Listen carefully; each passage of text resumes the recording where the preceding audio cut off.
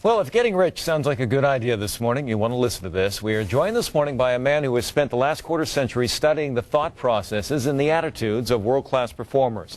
His new book is called How Rich People Think, in which he talks about 100 different ways in which the middle class and the wealthy differ in their mindset about money and success. And we are pleased to welcome Steve Siebold. Nice to meet you, Steve. Yeah, nice to meet you. So what would you say is the #1 way in which the middle class and the wealthy think differently about money? I think it's about a relationship. I mean, it's about having a positive, healthy relationship with money as opposed to a negative relationship with money, which is what most of us have. Now, as someone who comes from the middle class, I can speak for them, and they would say, well, wait a minute, if you've got money, of course you've got a healthy relationship with money. Wouldn't I love to be in those shoes?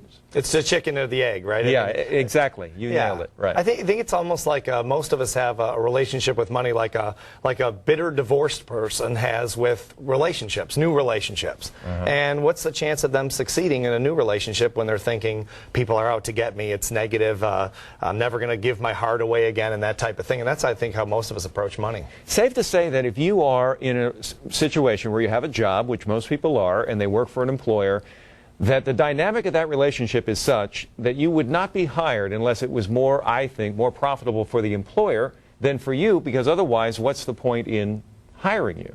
Absolutely. Is that correct? It's all about creating value. I mean, that's the whole thing, and that's why if someone's looking for a job right now, they need to find a way to create value for the employer that's greater than the amount of fear the employer's feeling in terms of hiring.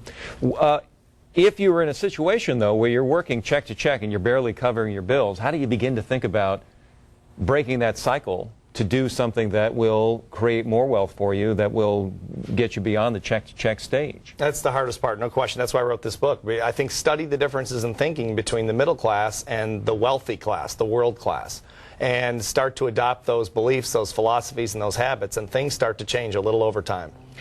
Not to change the subject here, but I wonder if it relates or not. But when we had the bailout, it felt like that was a case where you had the wealthy saying to the mass middle class, you guys got to bail us out.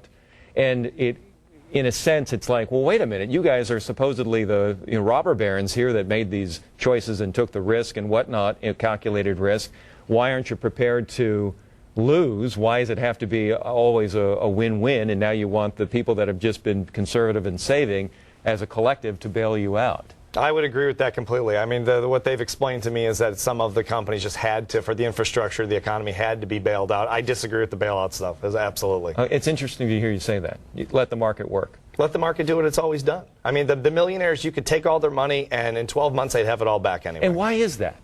Because they think like rich people, and that's why they acquire wealth, because again they have a positive relationship with money, and they believe they can acquire money because they've acquired it in the past. Once you know you can do it, it's not that difficult to do. We've got less than a minute left, but I do want to touch on, I thought one of the keynotes you got on was that middle class people look at money as a linear function and the wealthy look at it as nonlinear. Explain that. We're used to and trained in school, up all through college, even in college, to think about money in terms of trading hours for dollars or time for money.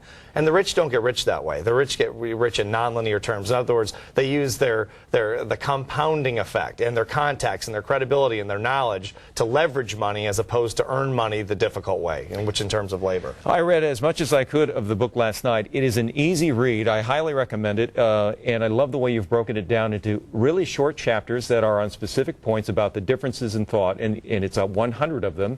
It is called How Rich People Think, and it could be subtitled, and also How the Middle Class Thinks, because it contrasts the two in every chapter, by Steve Siebold. Steve, pleasure to meet you. Thanks. Great book. Good read. All right.